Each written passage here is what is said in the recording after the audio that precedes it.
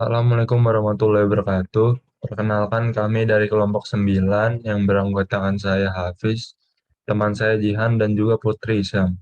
Pada kesempatan kali ini kami akan menjelaskan materi tentang leadership.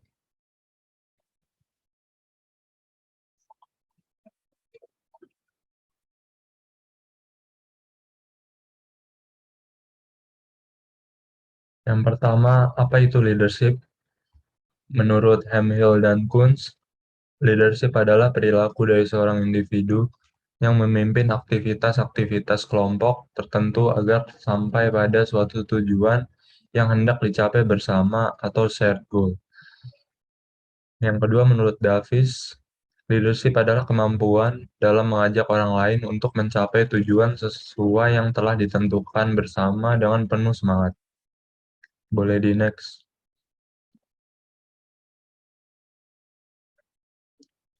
Yang kedua ada leadership dalam manajemen. Leadership juga termasuk dalam salah satu fungsi manajemen, yaitu untuk mempengaruhi, mengarahkan, memotivasi, dan mengawasi orang lain untuk menyelesaikan tugas-tugas yang telah direncanakan untuk mencapai tujuan dan sasaran organisasi. Keterampilan leadership akan sangat mempengaruhi kinerja organisasi, khususnya dalam hal mencapai tujuan organisasi. Seorang dapat dikatakan memiliki skill leadership yang baik jika memiliki beberapa kemampuan khusus dalam bersikap, misalnya keterampilan sosial, kebijaksanaan, keberanian, dan mampu membuat keputusan. Selanjutnya, tujuan leadership yaitu sebagai sarana untuk mencapai tujuan bersama yang dalam artian yaitu kepemimpinan bisa menjadi salah satu sarana yang penting dalam mencapai sebuah tujuan. Melalui kepemimpinan, setiap individu dapat memperhatikan cara seseorang pemimpin dalam mewujudkan tujuan atau keinginannya. Dengan begitu, kepemimpinan bisa digunakan sebagai tolak ukur dalam usaha mencapai tujuan tersebut. Yang kedua, sebagai motivasi. Dalam artian pemimpin bisa memotivasi orang lain agar melakukan sebuah hal dengan baik dan memaksimalkan kemampuan. Bila tidak ada sosok pemimpin, banyak orang yang akan mengalami demotivasi karena mereka tidak terpacu akan sesuatu atau untuk merasa memiliki kewajiban untuk melakukan hal tertentu. Selanjutnya boleh dilanjutkan oleh Nana. Oke, baik.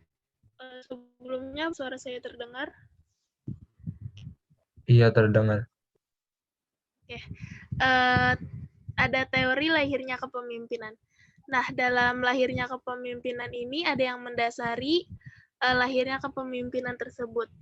Ada beberapa teori kepemimpinan. Yang pertama itu adalah teori kelebihan. Teori ini beranggapan bahwa seseorang akan menjadi pemimpin apabila ia memiliki kelebihan dari para pengikutnya. Pada dasarnya, kelebihan yang harus dimiliki oleh seorang pemimpin itu mencakup 3 hal. Yang pertama itu ada kelebihan rasio. Kelebihan ini tuh dalam menggunakan pikiran, lalu kelebihan ini tuh dalam pengetahuan tentang hakikat tujuan dari organisasi, dan kelebihan dalam memiliki pengetahuan tentang cara menggerakkan organisasi, serta dalam pengambilan keputusan yang cepat dan tepat. Lalu ada kelebihan rohaniah.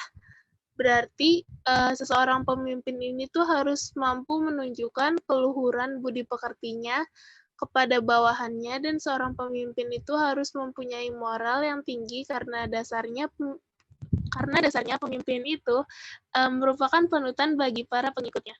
Lalu yang ketiga itu ada kelebihan badaniah.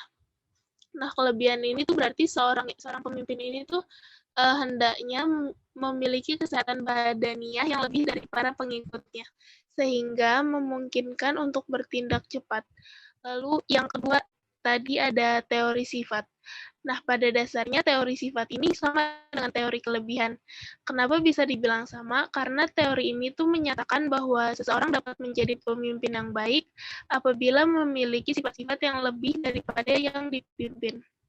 Nah, hendaknya itu pemimpin ini memiliki sifat-sifat positif sehingga para pengikutnya itu menjadi pengikut yang baik. Lalu ada teori keturunan. Teori keturunan ini disebut juga teori pembawaan lahir. Ada juga yang menyebutnya teori genetis. Nah, menurut teori keturunan ini, seseorang dapat menjadi pemimpin itu karena keturunan atau warisan. Lalu ada teori karismatis. Dia ini menyatakan bahwa seorang menjadi pemimpin itu karena orang tersebut mempunyai karisma atau pengaruh yang sangat besar. Karisma itu diperoleh dari kekuatan yang maha kuasa. Lalu pemimpin yang bertipe karismatis ini tuh biasanya memiliki daya tarik dan kewibawaan dan pengaruh yang sangat besar. Lalu ada teori bakat ini tuh disebut pula teori ekologis, yang berpendapat bahwa pemimpin itu lahir karena bakatnya. Lalu ada teori sosial. Dia ini beranggapan bahwa pada dasarnya setiap orang dapat menjadi pemimpin. Setiap orang mempunyai bakat untuk menjadi pemimpin asal dia diberi kesempatan. Lalu kita lanjut ke fungsi kepemimpinan organisasi. Nah, fungsi kepemimpinan organisasi itu yang pertama ada, yaitu untuk mensistematika kinerja dalam organisasi. Seorang pemimpin ini mempunyai fungsi memprakarsai struktur organisasi. Lalu yang kedua itu dia menjaga adanya koordinasi dan integrasi organisasi, supaya semuanya itu beroperasi secara efektif. Lalu yang ketiga, dia ini merumuskan tujuan institusional atau organisasional dan menentukan sarana serta cara-cara yang efisien untuk mencapai tujuan tersebut. Lalu yang keempat ada menengahi pertentangan dan konflik-konflik yang muncul dan mengadakan evaluasi serta evaluasi ulang. Nah, lalu yang kelima dia ada mengadakan revisi, perubahan, inovasi, pengembangan dan penyempurnaan dalam organisasi. Oke, selanjutnya bisa dilanjut oleh Jihan.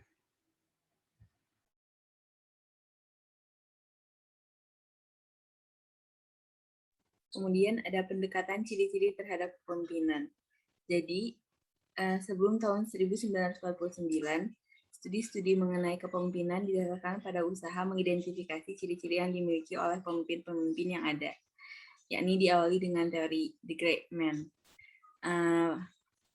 Namun, berdasarkan ciri-ciri yang dipetakan, tidak semua pemimpin memiliki ciri-ciri yang disebutkan, dan banyak pemimpin dan banyak orang yang bukan pemimpin namun memiliki ciri-ciri yang dijelaskan, sehingga pendekatan ini bukan merupakan pendekatan yang berhasil untuk menjelaskan ciri-ciri dari kepemimpinan.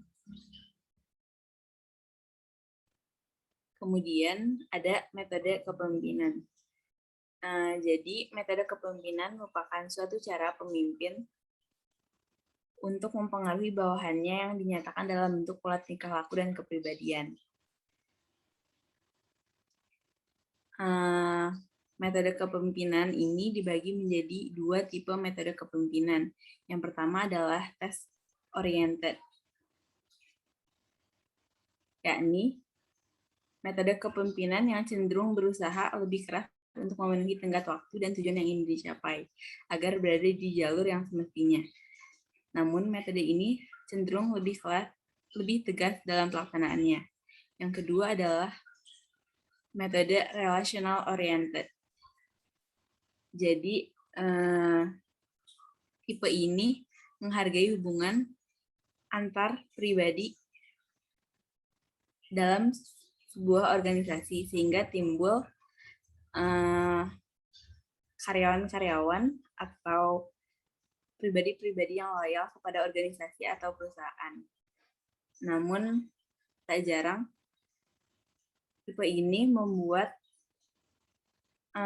tenggat waktu dan tujuan menjadi sulit untuk lebih tercapai. Sekian materi yang dapat kami sampaikan mengenai leadership. Untuk pertanyaan bisa ditanyakan pada pertemuan yang akan datang. Terima kasih. Wassalamualaikum warahmatullahi wabarakatuh.